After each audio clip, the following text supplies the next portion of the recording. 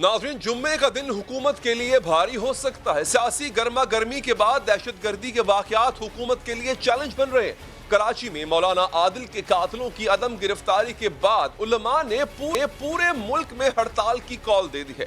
उलमा action committee ने 2 दिन पहले हुकूमत को मौलाना आदिल और उनके ड्राइवर के कातिलों को गिरफ्तार करने के लिए 48 घंटों की मोहलत दी थी, जो आज खत्म हो गई है और ना कोई गिरफ्तारी हुई, ना ही किसी जिम्मेदार का तयन हो सका। इसीलिए आज उलमा एक्शन कमेटी ने जुम्मे को मुल्क भर में पुरअमन हड़ताल का ऐलान कर दिया। उलमा के ऐलान के मुताबिक 48 घंटे गुजरने के बाद कातिलों की गिरफ्तारी या निशानदही ना करने की मजम्मत करते हैं। इसके बावजूद हम सब्र पर कायम हैं और मुल्क में अमन व अमान बरकरार रखना चाहते हैं। इसीलिए जुम्मे को मुल्क भर में पुरअमन एहतजाज किया जाएगा। बात बताना चाहता हूँ कि हम सबसे पहले तो हुकूमत से, इंतजामिया से ये अपील भी करते हैं और पुरजोर हम मुतालबा भी करते हैं कि उन कातिलों को 48 घंटे गुजरने के बाद न निशानदही हुई, न उनको गिरफ्तार किया गया। आखिर क्यों ऐसा क्यों हो रहा है हमारे साथ? हमने ही लाशें उठानी है, हमने ही मुल्क को बचाना है, हमने ही सब्र करना है।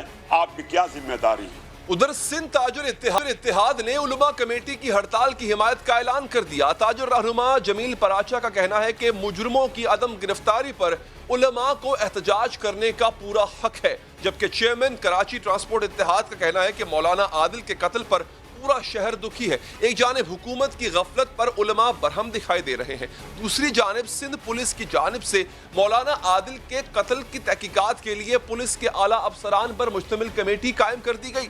4 रुकनी तहकीकाती कमेटी की सरबराही कराची पुलिस चीफ गुलाम नबी मेमन करेंगे। कमेटी के दीगर अफसरान में DIG CTD Umar Shahid, DIG east Nauman Siddiqui और SSP कोरंगी फैसल अब्दुल्ला चाचड़ शामिल हैं। ये तहकीकाती कमेटी रोजाना की बुनियाद पर IG सिंध को पेशरफ्त से आगाह करेगी।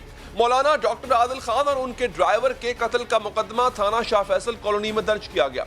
SHO शाह फैसल कॉलोनी की मुद्दईयत ने मुकदमे में कत्ल और इंसदाद दहशतगर्दी एक्ट की दफात भी शामिल की गई हैं, लेकिन उलमा हुकूमत के इकदाम से मुतमईन नहीं है, इसलिए हड़ताल की कॉल दी जा रही है। ये सूरत हाल न सिर्फ सूबाई हुकूमत बल्कि वफाकी हुकूमत के लिए भी इंतहाई तशवीशनाक हो सकती है, क्योंकि अगर उलमा को एतमाद में न लिया गया, उनके तहफ़्फ़ुज़ात को फौरी तौर पर दूर न किया गया, तो अगले मरहले में यह एहतजाज शिद्दत भी इख्तियार कर सकता है। उलमा एक्शन कमेटी अपने 2 रोज पहले के एलामिये में उलमा एक्शन कमेटी इस बात का इशारा भी दे चुकी है कि जिसमें कहा गया था अगर हुकूमत ने हमारे मुतालिबात न माने तो मुल्क गिर पहिया जाम हड़ताल के साथ एहतजाजी मुजाहरे और जलसे जुलूस भी निकाले जा सकते हैं। अब सूरत हाल ये है कि एक जानिब अपोजिशन हुकूमत के खिलाफ दबाव बढ़ा रही है या सियासी दर्जा हरारत बढ़ रहा है, और अब उलमा भी हुकूमती इक़दामात के खिलाफ सड़कों पर आने का इंदिया दे रहे हैं। इसी हवाले से मजीद देंगे कोऑर्डिनेटर उलमा एक्शन कमेटी मौलाना अल्लाह दास साहब हमारे साथ मौजूद है। मौलाना साहब, बहुत बहुत शुक्रिया आपके वक्त का। सर, जब से आपने ये कॉल दी है बाकायदा तौर पे हड़ताल की और आपका अल्टीमेटम भी खत्म हुआ, क्या उसके बाद से लेके अब तक हुकूमत ने आपसे राब्ता करके आपको यकीन दहानी कराई है कि इस मुतालबे पर कि मौलाना के कातिलों को पकड़ा जाएगा और बहुत जल्द पकड़ा जाएगा? मेरे नाम के साथ ज्यादा जो मारूफ है वो कारी अलादाद है। जी, मैं बहुत माजूर के साथ कारी अलादाद साहब जी को, हाँ, मेरा मारूफ इसी तरीके से है। अब आपने जो सवाल पूछा है वो ये कि इस वक्त तक हमें कोई रिस्पांस नहीं मिला, हमें कोई ऐसी उम्मीद की किरण नज़र नहीं आई, जिसकी वजह से हमने बहुत ज़्यादा बड़े तहम्मुल के साथ सोच विचार करके हमारी एक्शन कमेटी ने, मैं बहैसियत कोऑर्डिनेटर के, उनके साथ मुशावरत करके फिर हमने ये हड़ताल का फ़ैसला भी किया है और हमने अपने परेशानी का इजहार भी किया है और सब्र और तहम्मुल का मुज़ाहरा भी आपके सामने है हमने किया है। वरना जनाजे के वक़्त भी कोई न कोई शक्ल हो सकती थी, लेकिन हम मुल्क के साथ मोहब्बत करते हैं, अमन के दामन को हम हाथ से छोड़ना नहीं चाहते। हमारे बड़ों ने, हमारे बुज़ुर्गों ने, हमारे असातिज़ा ने मुल्क के साथ वफा करने का तरीका हमें सिखाया है, ना कि लोगों के साथ जुल्म ज़्यादती करने का या मुल्क के अंदर इंतशार फैलाने का। हम उसके ऊपर कारबंद हैं। اگر حکومت کی اگر پیش رفت بہت اچھی انداز میں ہوتی ہے تو انشاءاللہ ہم پورا تعاون کرنے کے لیے ان کے ساتھ تیار ہیں. ہم انتشار پسند لوگ نہیں ہیں, ہم امن پسند ہیں.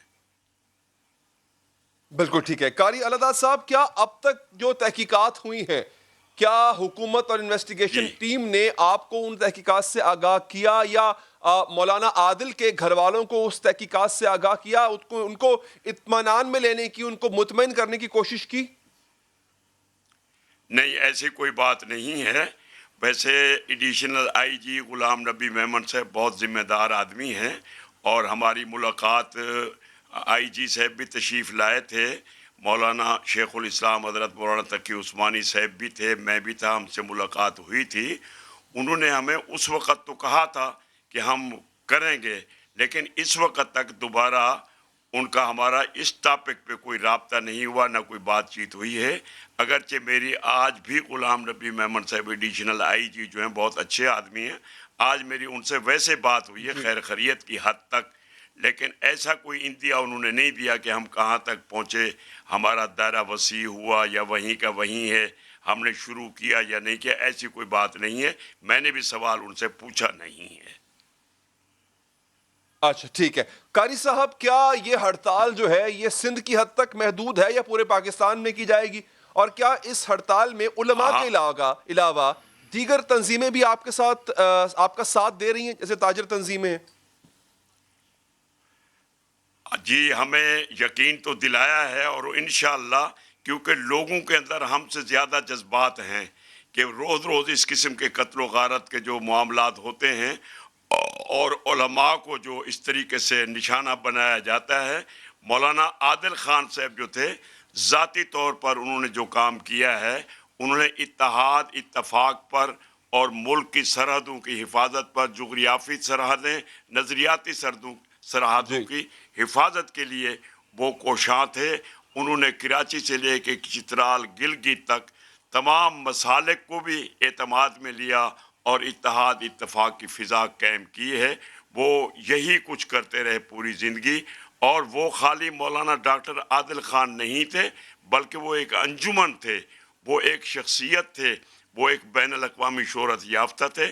ان کے ہزاروں کی تعداد میں پوری دنیا میں شاگرد پھیلے ہوئے ہیں, بہت بڑے آدمی تھے. ٹھیک ہے. تو اس وقت اب جی قاری صاحب, میں عرض یہ کرتا چلوں کہ کیا دوبارہ وہ سوال تشنا رہ گیا, کیا ہڑتال ملک گیر ہوگی؟ پورے ملک میں اس کی کال دی گئی ہے. ایک دوسرا یہ, اس کا طریقہ کار کیا ہو گیا, کیا اس دوران جلسے جلوس بھی ہوں گے, مطلب جلسہ بھی کیا جائے گا مختلف شہروں میں, یا صرف ہڑتال ہوگی اور اس میں کاروبار بند ہوگا, ٹرانسپورٹ بند ہوگی؟ اس کے لیے ابھی ہم نے کوئی کلیتاً فیصلہ, مکمل فیصلہ نہیں کیا, یہ ہم ایک آدھ دن کے بعد فیصلہ کریں گے. ٹھیک ہے. اور اس دوران اگر تحقیقات مثبت انداز میں آگے بڑھتی ہیں اور آپ کی تسلی بھی ہوتی ہے, تو کیا ہڑتال کی کال واپس بھی لی جا سکتی؟ نہیں, اگر ہماری تسلی ہوتی ہے اور انتظامیہ تسلی کرتی ہے, ہم سے رابطہ کرتی ہے, تو پھر ہماری پوری کمیٹی جو ہے اس کے اوپر بیٹھ کے سوچ بچار کرے گی. میں اکیلا فیصلہ نہیں کروں گا, بلکہ پوری کمیٹی مل کر فیصلہ کرے گی. اچھا قاری صاحب, خدا نہ خواستہ اگر حکومت ناکام ہوتی ہے اپنا وعدہ پورا کرنے میں, تو اس ہڑتال کے بعد کی کا لائحہ عمل کیا ہوگا؟ ہڑتال کے بعد بھی اگر حکومت ناکام رہتی ہے تو اس کے بعد کا لائحہ عمل کیا ہے؟ اس کے بعد ہم لائحہ عمل بنائیں گے تو آپ کو بتائیں گے نا. ابھی ہم نے لائحہ عمل سوچا ہی نہیں, تو ہم قبل از وقت کیسے ہم کلیئر کریں. اچھا وہ جی بالکل. اچھا لابا صاحب, مجھے یہ بتائیے گا, کیا یہ جو سیکیورٹی کے مسائل ہیں سندھ میں, خاص طور پہ کراچی میں جو علماء کو سیکیورٹی کے مسائل ہیں, اس پہ کیا اس مولانا عادل کے قتل سے پہلے, ان کی شہادت سے پہلے, کیا کبھی ڈسکس نہیں ہوئے سندھ گورنمنٹ سے کہ سیکیورٹی کم ہے, تھریٹ زیادہ ہے, ابھی بھی خطرات لاحق ہیں, سیکیورٹی نہیں دی جا رہی؟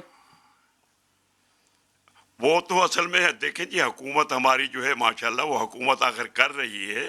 ان کے علم میں یہ باتیں ہونی چاہیے, ہمارے بتائے بغیر بھی ہونی چاہیے, کہ ملک کے امن امان کو قائم رکھنے کے لیے جب علماء, دشمن لوگ اور دہشت گرد جو ملک کے اندر انتشار افتراق پھیلانے کی کوشش کر رہے ہیں، تو حکومت ان چیزوں سے پوری طرح باخبر ہے، اور کبھی کبھار کئی دفعہ تقاضا بھی ہوتا ہے اور کئی مہینے گزر جاتے ہیں، اس کا رزلٹ نہیں آتا، جس کا نتیجہ یہ آپ کے سامنے حضرت مولانا ڈاکٹر صاحب کی شہادت پر آپ کے سامنے، میرے سامنے، پورے ملک کے سامنے، پوری انتظامیہ کے سامنے آیا ہے۔ بالکل ٹھیک ہے، بہت بہت شکریہ جناب قاری اللہ داد صاحب، آپ نے قیمتی وقت دیا۔ ناظرین آگے بڑھتے ہیں۔ بھارت پاکستان میں دہشت گردی میں ملوث ہے، دہشت گردوں کی مالی معاونت بھی کرتا ہے، پاکستان کے خلاف دہشت گرد تنظیموں کو اکٹھا کرتا ہے، دہشت گرد زخمی ہو جائیں تو بھارتی دارالحکومت کے اسپتالوں میں ان کا علاج کیا جاتا ہے۔ پاکستان بھارتی دہشت گردی کے نئے ثبوت سامنے لے آیا۔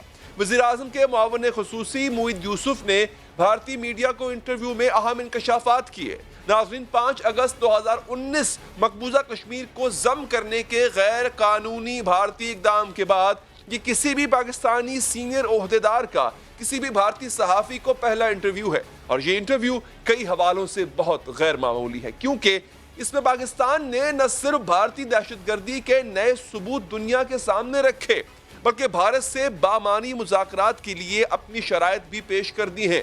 بنیادی طور پر اس انٹرویو میں 4 اہم باتیں کی گئی۔ نمبر 1، پاکستان نے ایک بار پھر بھارت پر واضح کیا ہے کہ مسئلہ کشمیر کا حل اقوام متحدہ کی قراردادوں اور کشمیریوں کے حق خود ارادیت کے تحت کیا جائے۔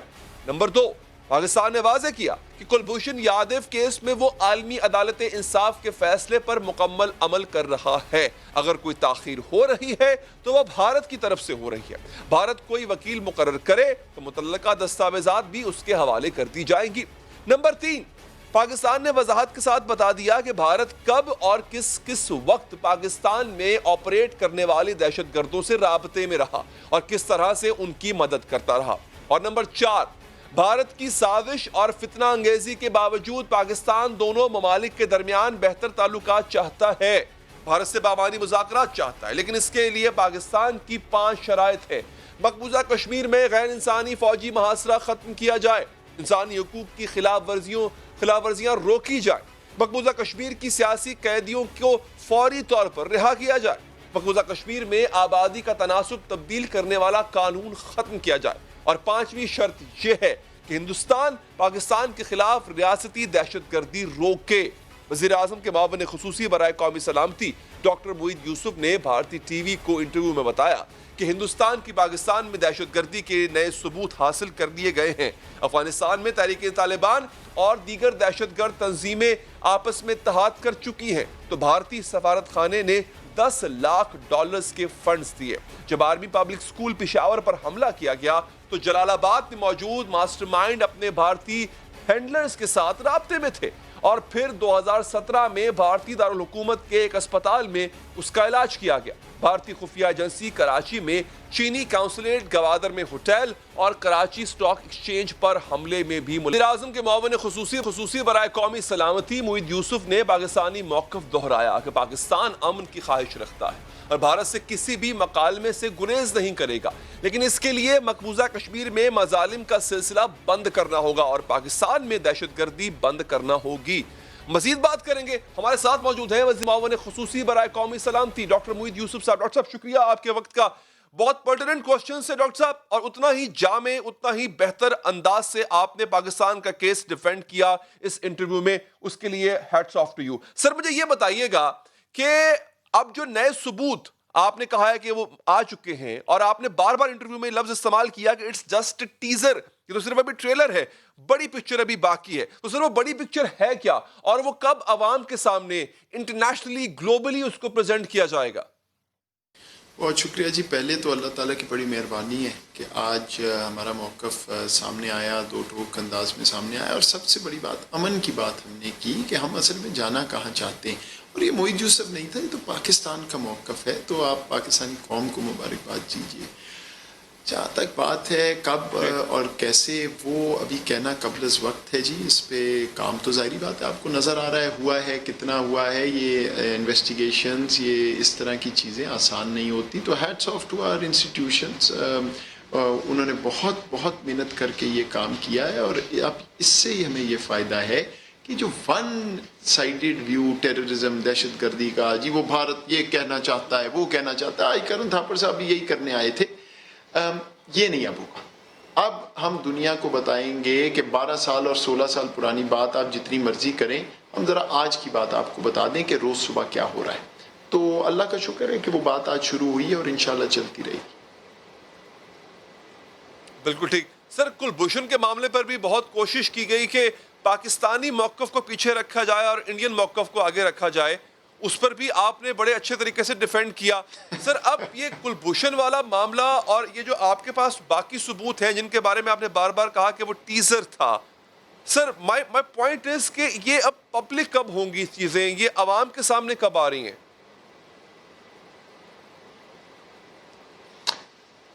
مجھے آنیسٹلی نہیں پتا ڈیٹ. دیکھیے اس طرح سسٹم نہیں کام کرتا کہ ایک شخص جو ہے، میں تو ڈیسیجن میکر نہیں ہوں، میں تو پرائم منسٹر کو جتنی تجویز دے سکتا ہوں، میں تو ایڈوائزر کا رول پلے کرتا ہوں. ڈیسیجن میکرز آپ کو پتہ ہے پرائم منسٹر نے فیصلہ کرنا ہے، اس میں وزارت خارجہ انوالوڈ ہے اور اسٹیک ہولڈرز ہیں. تو آئی ریئلی ڈونٹ نو، یہ تو ابھی پروسیس چل رہا ہے اور انشاءاللہ بہت جلد جب صحیح موقع آئے گا جس میں پاکستان کا نیشنل انٹرسٹ سب سے زیادہ سرو ہوگا اس طرح ہم اس کو کریں گے. کلبھوشن کا کیس فرق ہے کیونکہ وہ کیس تو سامنے آ چکا، کیس اس کا کورٹ میں ہے، آئی سی جے نے جو بات کی وہ ہم نے پوری کر دی. ان کی کوشش یہ تھی کہ کسی طرح پاکستانی عہدیدار سے کہلوا دی جائے کوئی ایسی بات جو کل کو وہ لے جائیں اور کہیں دیکھیں جی یہ تو خود مانتے ہیں. تو اللہ کا شکر ہے کہ کوئی ایسی بات نہیں ہوئی اور آسان ہے اپنا ڈیفینڈ کرنا موقف، کیونکہ ہم حق پہ ہیں، سچ ہمارا ہے. پتہ ہے کلبھوشن یادو نے کیا کیا، بیچارہ کرن تھاپڑ کیا کرے، اس نے تو خود لکھا ہے، مجھے خود پتہ ہے اس نے لکھا تھا آرٹیکل کے 2 پاسپورٹ ہیں، یہ تو پکی بات ہے کہ یہ اس میں کوئی نہ کوئی جو ہے وہ غلط بات ہوئی ہوئی ہے. تو وہ بیچارہ کدھر سے، وہ آج اصل میں مجھے تھوڑا افسوس بھی ہوا، is a very respected journalist and anchor, وہ آج اپنی بات نہیں کر رہا تھا، کسی اور کی بات کر رہا تھا. That is actually strange. تو موئی صاحب جو پاکستان کے خلاف اتحاد کی بات ہوئی ہے، اس پہ کچھ مزید ڈیٹیلز ہیں کہ دہشت گردوں نے جو اتحاد کیا ہے پاکستان کو مزید نقصان پہنچانے کے لیے، اس کی ڈیٹیلز ہیں ہمارے پاس کہ اس کے پیچھے کون ہے، اس اتحاد کو فنڈ کون کر رہا ہے، سپورٹ کون کر رہا ہے؟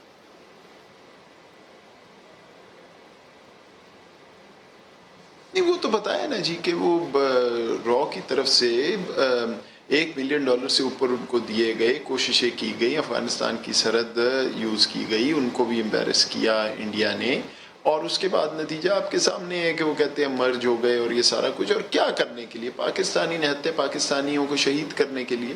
لیکن اللہ کا شکر ہے ہماری فورسز بھی کھڑی ہیں، انہوں نے اتنی بڑی قربانی پہلے دی ہے 10-12 سال، اب وہ ٹرینڈ ہیں، کانٹر ٹیررزم کے ماہر ہیں، دنیا میں نہیں ایسی پرفارمنس کسی نے دی. تو انشاءاللہ کوئی ہمیں گھبرانے کی ضرورت نہیں ہے. ضرور اگر کوئی چھوٹے موٹے ہکپس آئے ہیں وہ بھی معاملات حل ہو جائیں گے، لیکن کوشش ہندوستان پوری کر رہا ہے، روز کر رہا ہے، دن رات کر رہا ہے، اس میں کوئی شک. ٹھیک. اچھا کچھ جگہوں پہ موئی صاحب کرن تھاپر جو ہے وہ تھوڑے سرپرائز نظر آئے، بلکہ ایک جملہ انہوں نے 2-3 دفعہ دہرایا کہ why we were sitting on this crucial information for too long. تو سر اگر ہم اس انفارمیشن پہ ابھی ہم نے اس کو سنبھال کے رکھنا ہے، یا انٹرنیشنل فورمز پر جہاں پر بہت ضرورت ہے اصل چہرہ دکھانے کی بھارت کا، اس انفارمیشن کو جو آج آپ نے سپل کیا سر، اس کو وہاں پہ لے جانے کا ارادہ ہے؟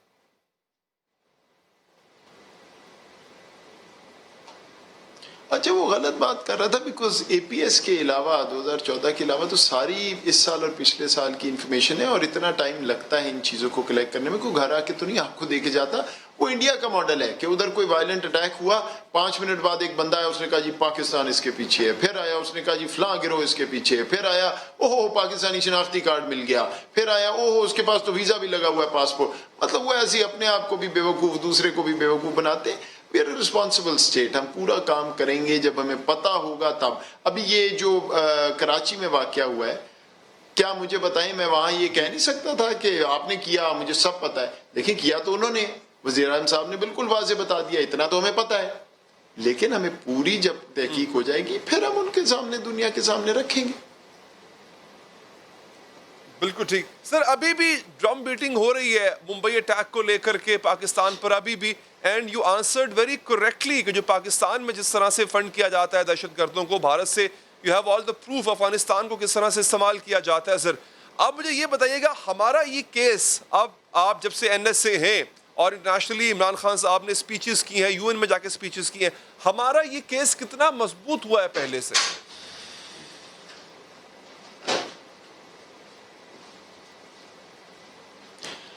جی اللہ کرے مضبوط ہوا ہو. دیکھیں ہم تو وہ لوگ ہیں نا جو اتنے وہ ٹرینچز میں ہیں, اتنا کلوز ٹو دا سین ہے, کئی دفعہ پتہ نہیں چلتا. اب آپ مجھے بتا رہے ہیں انٹرویو, مجھے کچھ اور لوگ کہہ رہے ہیں کہ الحمدللہ اچھا فیڈ بیک ہے, مجھے نہیں پتا, میں تو انٹرویو دے رہا تھا اور اس کے بعد سے آپ لوگوں کے سامنے بیٹھا. تو یہ تو آپ لوگ جج کریں گے, میں ایسی پوزیشن میں نہیں ہوں. دیکھیں ہمارا کام ہے پوری کوشش کرنا.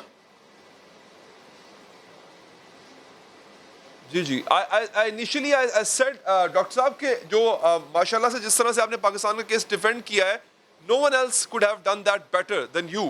لیکن صرف اس میں یہ ہے کہ جو چیزیں ابھی مزید تشنہ لب ہیں جن میں مزید وضاحت آ سکتی ہے, میں صرف ان کا ایسی بات نہیں ہے. ہم اب کس لیول پہ کھڑے ہیں, یہ اللہ تعالیٰ عزت دینے والا ہے. دس وازنٹ موحد یوسف, یہ ریاست تھی ساری پہ ایک تیاری ہو کے, ہمیں پتہ ہے ہمارا کیا موقف ہے. میں تو صرف چینل کر رہا تھا اور میرے سے بہت بہت بہتر لوگ یہاں بیٹھے ہوئے ہیں. یہ اللہ تعالیٰ عزت دیتا ہے, بالکل ایسی بات نہیں ہے. میرے سینئر کالیگز یہاں بیٹھے ہوئے ہیں, وہ اس سے بہت بہتر کارکردگی کر سکتے تھے. بہرحال اللہ تعالیٰ نے عزت دی ہے, قوم کا وقار بلند ہوا ہے. میں بس اسی بات پہ خوش ہوں.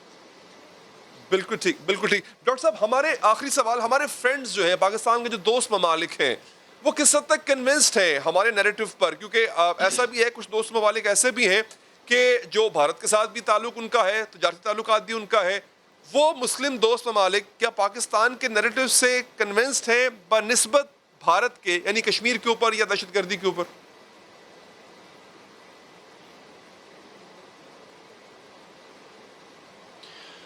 دیکھیے اگر کنونس نہیں ہے تو کنونسڈ ہو جائیں گے, بیکاز جس قسم کے ثبوت ہیں, جس قسم کی کارروائیاں بھارت کر رہا ہے وہ کسی سے چھپ نہیں سکتی. سو اگر آپ یہ اس طرف اشارہ ہے کہ 100% میں سپورٹ نہیں ہے تو انشاءاللہ ابھی بڑھے گی سپورٹ. بالکل ٹھیک ہے ڈاکٹر صاحب, بہت بہت شکریہ آپ کے قیمتی وقت کا. ناظرین ایک وقفہ لیں گے. مہنگائی کے مختلف موقف ہوتے ہیں, مہنگائی کی ایک وجہ ہوتی ہے, لیکن حکومت کے پاس مہنگائی کیوں ہو رہی ہے اس کی 13 وجوہات ہیں. وہ 13 موقف یا 13 وجوہات آخر ہیں کیا, آپ کو بتائیں گے وقفے کے بعد.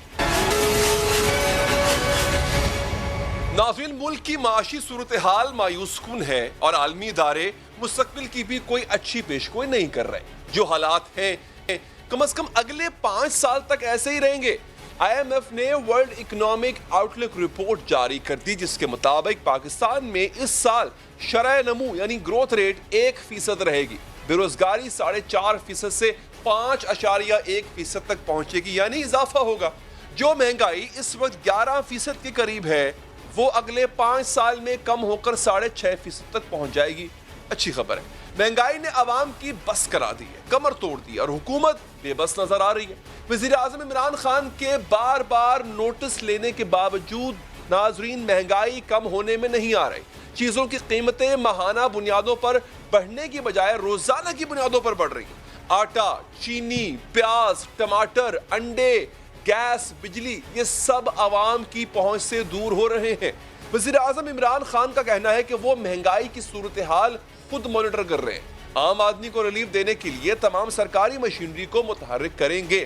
یہ باتیں انہوں نے وفاقی کابینہ کے اجلاس میں کی ہیں.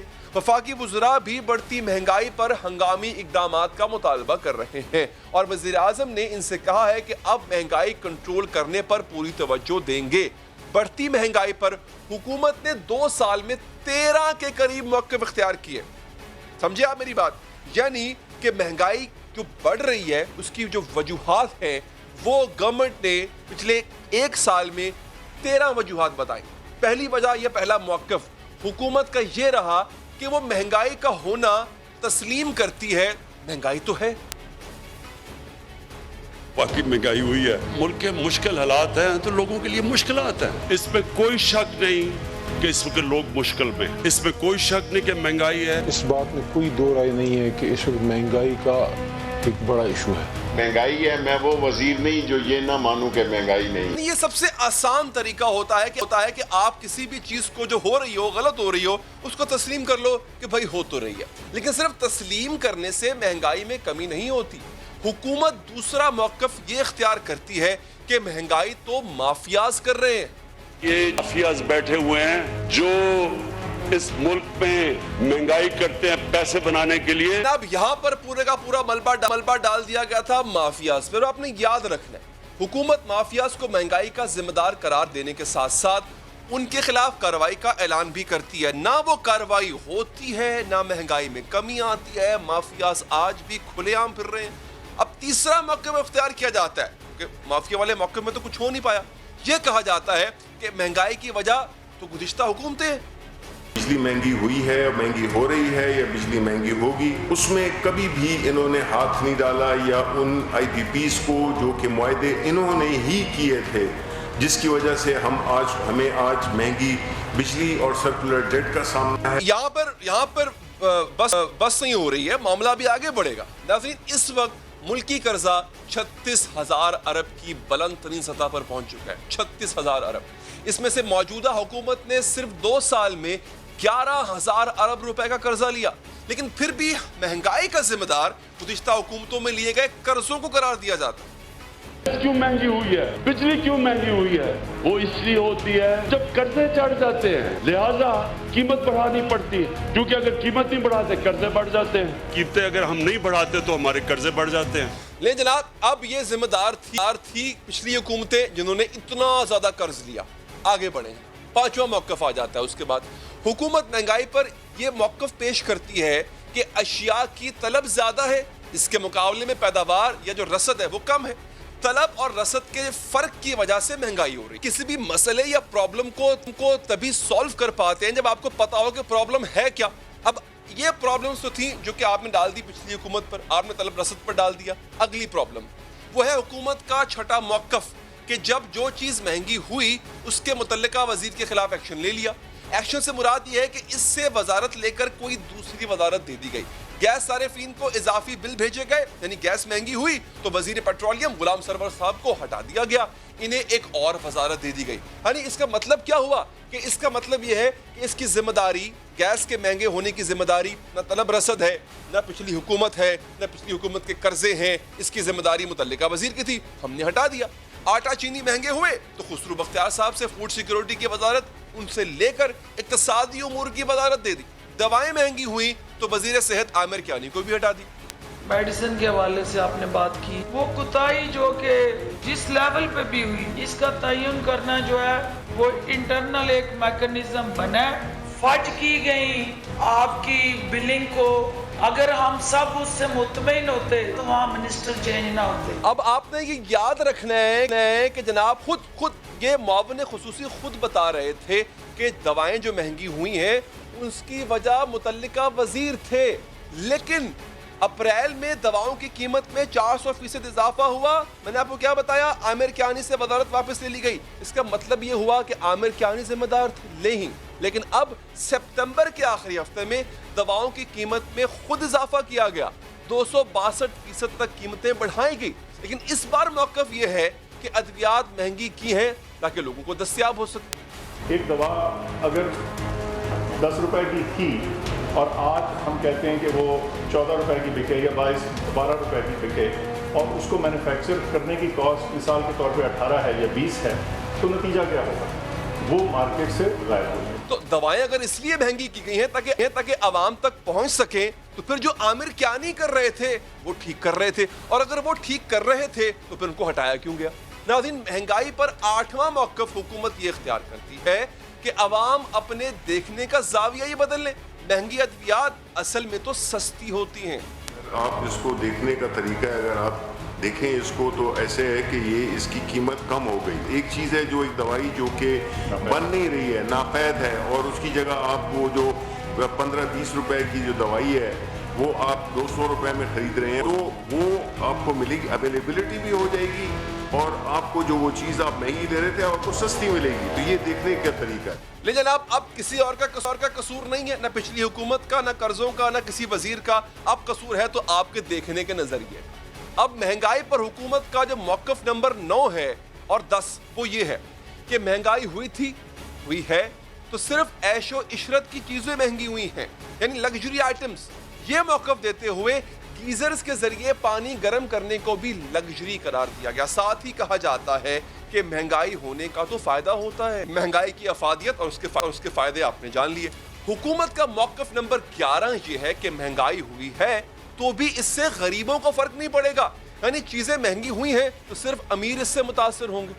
25% आबादी का वो हिस्सा जो गुर्बत की लकीर से भी नीचे है। अगर गैस की कीमतें बढ़ाई गई या बिजली की कीमतें बढ़ी तो इन लोगों के ऊपर कोई ऐसा डायरेक्ट वो महंगाई का बोझ नहीं आया जो आप पे, मुझ पे और एक मिडिल क्लास जो फैमिलीज हैं पाकिस्तान में उन पे आया है। अब आप मुझे खुद बताइए, वो अमीर ही क्या जो मुतासिर हो जाए महंगाई से? अमीर तो कहते ही उसको है कि जिसको महंगाई से चीजें को सस्ते या महंगे होने से कोई फर्क नहीं पड़ता। जब बताया जाता है कि मौक़िफ़ नंबर 11 दुरुस्त नहीं है, महंगाई से गरीबों को फर्क पड़ता है, उनकी जिंदगी मुश्किल हो गई है, तो फिर 12वां मौक़िफ़ आ जाता है। अवाम को मशवरा दिया जाता है कि जो चीजें महंगी हुई हैं उनका इस्तेमाल छोड़ दिया जाए। चीनी महंगी हुई है, चीनी छोड़ दें। टमाटर महंगे हुए हैं, टमाटर छोड़ के दही डाल लें। आटा महंगा हुआ है तो हुजूर रोटी छोड़। जनाब, मौक़िफ़ नंबर 13 ये है कि हुकूमत मजीद महंगाई से तौबा करती है। वज़ीर-ए-आज़म इमरान खान ने 7 माह पहले कहा था कि अब बिजली गैस महंगे नहीं करेंगे। इस ऐलान के बाद से बिजली 4 बार महंगी हो चुकी है और गैस के 69 अरब का शॉर्टफॉल भी आपसे पूरा किया जाएगा, आपसे। मैं आप सबको बताना चाहता हूं कि मैंने फैसला किया कि हमने अब और बिजली की कीमतें बढ़ानी नहीं, क्योंकि लोग और बोझ बर्दाश्त नहीं कर सकते। अब मैंने फैसला किया है कि जो भी हो जाए हमने गैस की भी और बिजली की कीमत बढ़ने नहीं देनी, बल्कि कम करने की कोशिश करनी है। एनर्जी का प्राइसेस नहीं बढ़ेंगी इसकी। 2 साल में महंगाई पर 13 मौक़िफ़ दिए गए जो मैंने आपके सामने रखे, लेकिन महंगाई की शरह फिर भी बढ़ती जा रही है। अगर मौक़िफ़ बदलने की बजाय इक़दामात बदल लिए जाएं, शायद कुछ फर्क पड़े। एक वक्फा लेंगे, वक्फे के बाद आपको बताएंगे कि ये 13 मौक़िफ़ के बाद एक और मौक़िफ़ भी है हुकूमत का। वो ये है कि जो चीज़ संभल नहीं पा रही, जो चीज़ फ़ायदा नहीं दे रही या दे नहीं पा रही, उसको बेच दो। रूज़वेल्ट होटल जो तारीखी होटल है एक, उसको पहले बेचने की बात की गई, अब उसको बंद कर दिया गया। क्यों बंद किया गया? जो प्रॉफिट दे रहा था आपको। वक्फे के बाद बात करें। नाज़रीन, पीटीआई हुकूमत में समंदर पार कौमी असासे भी बंद हो रहे हैं। होटल रूज़वेल्ट की बंदिश के नए सवाल ने जन्म दिया और नैब की एंट्री ने भी मामले को नया मोड़ दे दिया है। गुज़िश्ता हफ्ते होटल रूज़वेल्ट की वेबसाइट पर इंतज़ामिया की जानिब से ऐलान किया गया था कि माशी हालात की वजह से होटल रूज़वेल्ट मेहमानों के लिए अपने दरवाजे बंद कर रहा है और ये होटल रवा माह की 31 तारीख से बंद हो जाएगा। लेकिन इस ऐलान के कुछ ही देर बाद इस बयान को होटल की वेबसाइट से हटा दिया गया। इस फैसले के 6 दिन बाद आज वफाकी हुकूमत का मौक़िफ़ सामने आया। वफाकी वज़ीर शिबली फराज का कहना है कि होटल रूज़वेल्ट खसारे में था, इसीलिए उसको बंद किया गया। रूज़वेल्ट को हमने बेचा नहीं, बल्कि उसकी मलकियत हमने मुकम्मल कर ली। वो नुकसान में भी जा रहा था और आपको पता है कि जिस तरह कोविड अमेरिका में है तो जाहिर है कि जो होटल्स जितने हैं जनरली और कई बिजनेसेस उनको बड़ा नुकसान पहुंचा है, तो उसकी वजह से जो वो लॉस मेक कर रहा था, जो नुकसान कर रहा था, वो एक कुदरती अमर था। वज़ीर इत्तलात ने ये तो बताया कि रूज़वेल्ट नुकसान में जा रहा था, लेकिन ये नहीं बताया कि पीटीआई हुकूमत के 1 साल पहले 2018 तक होटल खसारे में नहीं था और इससे पहले कई साल तक ये तारीखी होटल पीआईए को खतीर मुनाफा देता रहा। 1924 से कायम रूज़वेल्ट होटल का शुमार अमेरिका के तारीखी होटल्स में होता है। ये होटल न सिर्फ अमेरिका बल्कि दुनिया के महंगे तरीन इलाके मैनहट्टन, न्यूयॉर्क में वाक़ 19 मंजिला रूज़वेल्ट के 1025 कमरे और 52 स्वीट्स हैं और इससे होने वाली आमदन के हवाले से MDPIA इन्वेस्टमेंट लिमिटेड का कहना है कि गुज़िश्ता 20 साल में रूज़वेल्ट होटल ने $45 करोड़ का मुनाफा कमाया और 2017 तक रूज़वेल्ट $3 मिलियन मुनाफा दे रहा था। लेकिन गुज़िश्ता बरस होटल की तज़ीनो आराइश और दीगर अखराजात की वजह से पीआईए को तकरीबन $15 लाख नुकसान हुआ, जिसके बाद पीटीआई हुकूमत ने खसारे को ख़त्म करने या कम करने की बजाय इस तारीखी कौमी असासे से जान छुड़ाने के तरीकों पर गौर करना शुरू। रूज़वेल्ट ने पिछले साल $1.5 मिलियन का नुकसान दिया है और इस पे सारी स्टडीज ये हुई हैं कि रूज़वेल्ट को प्रोबेबली एक मिक्स्ड यूज पे एक्सप्लोर करें। क्यों हम नुकसान में उसको चलाते रहें? हमने क्या जिद अड़ी हुई है, चाहे जो भी हो, कि हम नुकसान में अपने असासे चलाएं। اور پھر روزویلٹ کی نجکاری کرنے کے لیے گزشتہ برس ایک ٹاسک فورس بھی بنائی گئی تھی جس کے چیئرمین وزیر نجکاری میاں محمد سومرو تھے اور وزیر اعظم کے معاون خصوصی زلفی بخاری اس ٹاسک فورس کے رکن تھے. زلفی بخاری کی رکنیت کا یہ جواز دیا جاتا تھا کہ چونکہ زلفی بخاری کے بیرون ملک کاروباری افراد سے تعلقات ہیں اس لیے وہ اس عمل میں شریک ہے. لیکن پھر رواں برس جولائی میں وزیر ہوابازی غلام سرور خان کے اعتراضات کے بعد نجکاری کمیٹی نے اس ٹاسک فورس کو ختم کر دیا. 2020 میں نجکاری کمیٹی کے اجلاس میں یہ فیصلہ بھی کیا گیا تھا کہ روزویلٹ ہوٹل کو نئے سرے سے تعمیر کیا جائے گا اور نجی پارٹی کے ساتھ جوائنٹ وینچر کے ذریعے چلایا جائے گا. سرکاری خبر رساں ادارے APP کے مطابق جوائنٹ وینچر پر چلانے کے لیے فائنینشیل ایڈوائزرز کی خدمات حاصل کی گئی تھی جن کی سفارش کے مطابق ہوٹل کی عمارت میں ترامیم کر کے یہاں دفاتر اور رہائشی فلیٹس بنائے جائیں گے اور اسی منصوبے کے پیش نظر حکومت نے ہوٹل کے ذمے $105 ملین کا قرضہ بھی ادا کر دیا گیا ہے. اس ہوٹل کی اہمیت اور اس کی کمرشل ویلیو کا اندازہ اس بات سے لگایا جا سکتا ہے کہ امریکی صدر ڈونلڈ ٹرمپ بھی اس ہوٹل کو خریدنے میں دلچسپی ظاہر کر رہے ہیں کیونکہ ان کا جو مشہور زمانہ ٹرمپ ٹاور ہے وہ بھی اس کے ساتھ ہی واقع ہے. لیکن حکومت نے اس ہوٹل کی فروخت کی بجائے اس کی نوعیت میں تبدیلی کے بعد پارٹنرشپ کے تحت چلانے کے منصوبے پر کام شروع کر دیا اور ہوٹل کی بندش کا اعلان اسی منصوبے کی طرف ایک قدم. لیکن نیب کا نوٹس اور تحقیقات حکومت کے منصوبے پر کتنا اثر انداز ہو سکتا ہے, اس حوالے سے حکومت کا کیا لائحہ عمل اختیار ہوگا, اس پر مزید بات کریں گے. ہمارے ساتھ موجود ہیں PTI رہنما صداقت علی عباس صاحب. بہت شکریہ آپ کے وقت کا. پہلے آپ نے کہا کہ اس کو بیچنا ہے, پھر آپ نے کہا نہیں اس کو بند کرنا ہے. سر, ایک ہوٹل جو آپ کو منافع دے رہا تھا کیوں سوجھی کہ اس کو بالآخر پہلے بیچ دیا جائے, اب بند کر دیا جائے؟ ایک منافع والی اینٹی کو آپ بند کیوں کریں گے؟ بہت شکریہ علی صاحب. میرا خیال ہے یہ تو ایک ہوٹل نہیں, جا کے دیکھیں وہاں پہ جتنے کو اگر 5000 ہوٹل ہیں تو سارے بند ہیں کیونکہ ہوٹل چلتے ہیں کلائنٹ سے, اور کلائنٹس جب آپ کا پورا شہر بند ہے اور پوری دنیا بند ہے تو وہ اس کی وجہ سے نقصان میں ہے. ظاہر ہے ہوٹل کو بیٹھے بیٹھے تو نہیں چلتے, اس میں ٹورسٹ آتے ہیں, وہ ٹھہرتے ہیں تو تب چلتے ہیں. تو وہ ایک چیز تھی. میں تو 2018 کے بعد کی بات کر رہا ہوں سر. 2018 کے بعد سے لاس میں ہے سر. دیکھیں نا, نہیں وہ لاس میں تھا, لیکن یہ جو 2000 یہ تو کووڈ میں تو بالکل ہی آپ کا پتہ پوری انڈسٹری بیٹھ گئی ہے نا, تو یہ مناسب نہیں تھا کہ اس کو بیچا جاتا, بیکاز اس وقت تو جو ٹورزم انڈسٹری ہے پوری دنیا میں زیرو پہ کھڑی ہے.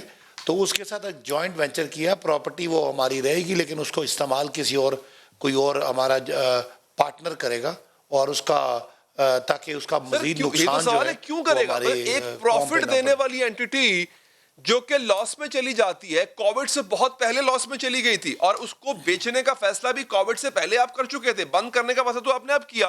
تو سوال یہ ہے کہ ایک پروفیٹیبل اینٹی کو آپ ایسے کسی اور کام کے لیے استعمال کریں گے جس کا فائدہ نہیں ہے, یعنی کوئی اور استعمال کرے گا اس کو. نہیں ایسی بات نہیں ہے, وہ جوائنٹ وینچر ہے, پراپرٹی ہماری رہے گی اور اس کا جو پراپرٹی کا جو بھی ریوارڈ ہے وہ ہمارے لیے ہوگا. لیکن حکومتوں کا یہ کام نہیں ہوتے کاروبار چلانا, حکومتیں ریگولیٹ کرتی ہیں اور کاروبار کمرشل ادارے چلاتے ہیں. تو یہ اس کے ساتھ مل کے جوائنٹ وینچر کیا جائے گا تاکہ رسک کا فیکٹر ختم ہو جائے, نقصان کا خدشات ختم ہو جائے, اور حکومت نے ابھی پیمنٹ کر کے تمام جو ان کے سٹاف کی جو تنخواہیں رکی ہوئی تھی وہ کلیئر کر دی ہیں, اور اب اس کو ایک منافع بخش کسی کمپنی کے حوالے کر دیا جائے گا. جو آپ کو ایک اینٹی منافع دے رہی ہے $3 ملین, آپ کیوں کریں گے جوائنٹ وینچر؟ مطلب مجھے سمجھ نہیں آ رہی ہے کہ ایک چیز آپ کو پیسے دے رہی ہے, آپ کے گھر پیسے آ رہے ہیں سر, اور آپ کہہ رہے ہو ہمیں پیسے نہیں چاہیے. ابھی تو آپ نے خود ہی کہا کہ 1.5 سال سے وہ نقصان میں, اور یہ جو پچھلا جو خاص کر آپ کی گورنمنٹ میں ہوا ہے نا سر, 8 مہینے گزرے, کچھ تو ایسا کیا آپ کی گورنمنٹ نے کہ نقصان میں چلا گیا. پوری دنیا سن لینا, پوری جب آپ کی ساری فلائٹس بند ہو جائیں گی, پوری دنیا میں کووڈ ہوگا, لوگ باہر نہیں نکلیں گے, تو اب اس کو ہم یہ اگر اب اس کو دوبارہ کھولتے ہیں, ہم چلیں ٹھیک ہے, وہ بھی آپ کی پوائنٹ ٹھیک ہے, آج اس کو دوبارہ کھول لیتے ہیں اور چلانے کی کوشش کرتے ہیں, یہ تو بہت بڑا ناقابل تلافی نقصان ہو جائے گا. اس لیے اس پراپرٹی کو کسی زیادہ بہتر مقصد کے لیے, تاکہ حکومت پاکستان کو یا پاکستانی جو قوم ہے اس پہ کوئی اس کا بوجھ نہ پڑے نقصان کا, اور کوئی اور کمپنی کوئی اور اس کو پارٹی چلائے, اور ہمارے حصے کا ہمیں جو مارجن ہے وہ ملتا رہے. سر آپ کو نہیں لگتا کہ یہاں پر پاکستان تحریک انصاف کی جو پالیسی ہے وہ سب بیچ دو پالیسی ہے؟ مطلب آپ گاڑیوں سے لے کے بھینسیں لے کے پھر آپ کوشش ہے کہ چلیں کسی طرح سے ادارے بھی پی آئی اے بھی بک جائے، فلاں بھی بک جائے، وہ بک نہیں سکی وہ ایک اور بات ہے، سیل مل بھی بک جائے، چلا نہیں پا رہے آپ جان چھڑانا چاہ رہے ہیں چیزوں سے. دیکھیں جو گاڑیاں اور بھینسیں ہیں وہ کوئی پروفیٹیبل چیزیں نہیں تھیں، وہ تو خرچے تھے، وہ بیچ کے تو قوم کے پیسے بچائے. اگر بڑے بڑے 500 ملازم نواز شریف صاحب نے کچن میں رکھے ہوئے تھے ان کو کسی اور جگہ لگا کے فائدہ کیا، قوم کا نقصان نہیں کیا. جہاں تک آپ بات کر رہے ہیں پوری دنیا میں جو لیٹسٹ ماڈل ہے کہ it is no more business of a government to be involved in business. ٹھیک ہے صداقت صاحب، بہت بہت شکریہ آپ کے قیمتی وقت کا. آگے بڑھتے ہیں ناظرین. سپریم کورٹ نے کے الیکٹرک اور اس کے سرمایہ کاروں پر اہم سوالات اٹھا دیے. چیف جسٹس پاکستان گلزار احمد نے کراچی کو بجلی فراہم کرنے والے واحد نجی ادارے کے الیکٹرک پر سخت برہمی کا اظہار کرتے ہوئے ریمارکس دیے کہ کے الیکٹرک کے سرمایہ کاروں پر ہمیں تحفظات ہیں. خبروں میں آ رہا ہے کہ کراچی کی کمپنی ممبئی سے کنٹرول کی جا رہی ہے. یوں لگتا ہے کہ آخر میں اس کمپنی کے تانے بانے ممبئی سے نکلیں گے. سپریم کورٹ میں چیف جسٹس گلزار احمد کی سربراہی میں 3 رکنی بینچ نے سندھ میں غیر اعلانیہ لوڈ شیڈنگ کے خلاف از خود نوٹس پر سماعت کی. اس دوران عدالت میں اٹارنی جنرل برائے پاکستان خالد جاوید خان، ایم ڈی کے الیکٹرک، نیپرا اور کے الیکٹرک کے وکلاء اور دیگر لوگ پیش ہوئے.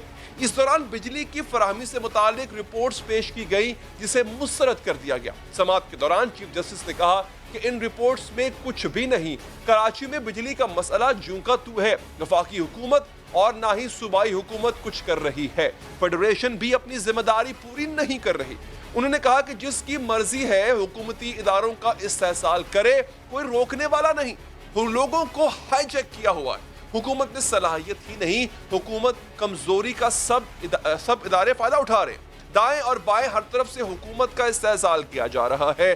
چیف جسٹس نے برہمی کا اظہار کرتے ہوئے کہا کہ نیپرا اور پار ڈویژن کے تمام ملازمین کو فارغ کر دیتے ہیں. ایسے ملازمین کے ہونے کا کوئی فائدہ ہی نہیں. انہوں نے کہا کہ کے الیکٹرک شہریوں کو رتی برابر بھی فائدہ نہیں دے رہی. این ٹی ڈی سی اور پی ٹی ڈی سی جیسے ادارے اربوں روپے لے کر صفر سروس دے رہے ہیں. کراچی کو بجلی فراہم کرنے والی واحد نجی کمپنی کے الیکٹرک پر برہمی کا اظہار کرتے ہوئے چیف جسٹس نے کہا کہ کے الیکٹرک والے لوگوں کو ہائی جیک کر کے ماسٹر بن گئے ہیں. آج پھر بجلی کی قیمت بڑھا دی گئی. اس دوران چیف جسٹس نے کے الیکٹرک کے ایم ڈی کو مخاطب کرتے ہوئے کہا کہ آپ تو پرانے ایم ڈی ہیں، آپ کو تو نکال دیا تھا، آپ کیسے آ گئے؟ جس پر ایم ڈی نے جواب دیا کہ انہیں ابھی نہیں نکالا. وکیل کے الیکٹرک نے کہا کہ ممبئی کے شیئر ہولڈرز والی خبریں غلط ہیں. جس پر چیف جسٹس نے کہا کہ ہم نے تو اخبار میں خبریں پڑھی ہیں، ہمیں سورس کا نہیں پتا. اس پر وکیل کے الیکٹرک نے کہا کہ ایسا کچھ نہیں، شیئر ہولڈرز کی سیکیورٹی کلیئر ہے. وکیل کی بات پر چیف جسٹس نے ریمارکس دیے کہ کارپوریٹ معاملات الجھے ہوتے ہیں، سامنے کوئی اور پیچھے کوئی اور ہوتا ہے، سارے عمل میں آخر فائدہ کوئی اور لے جاتا ہے. عدالت نے وفاقی حکومت سے 2 ہفتوں میں پریزنٹیشن اور نیپرا سے 4 ہفتوں میں رپورٹ طلب کرتے ہوئے کیس کی سماعت کو 4 ہفتوں کے لیے ملتوی کر دیا. لیکن ناظرین، کراچی والے آج بھی اس عذاب میں مبتلا ہیں، اس ایسے عذاب میں مبتلا ہیں جو کہ الیکٹرک کا پیدا کیا ہوا ہے. ایک ایسی مشکل میں مبتلا ہیں کہ ان کو کہیں کوئی سنوائی نہیں ہو پاتی. کہ الیکٹرک کے دفتر کے باہر احتجاج کرتے ہیں تو وہ نہیں سنتے. کہ الیکٹرک کی وجہ سے، ان کی نااہلی اور غفلت کی وجہ سے بارشوں میں بچے مر جاتے ہیں تو اس کا ازالہ تک نہیں کیا جاتا. اس کا قصور بھی انہی لوگوں کو ٹھہرایا جاتا ہے جن کے ہاں یہ اتنا بڑا نقصان ہوا ہوتا ہے. عدالت کی اس طرح کی طلبی، عدالت کی اس طرح کی پوچھ گچھ اہم قدم ہے. اس کے ساتھ ہی پروگرام کا وقت یہاں پر ختم ہو چاہتا ہے. دیجیے اجازت ناظرین، اللہ نے کے بعد.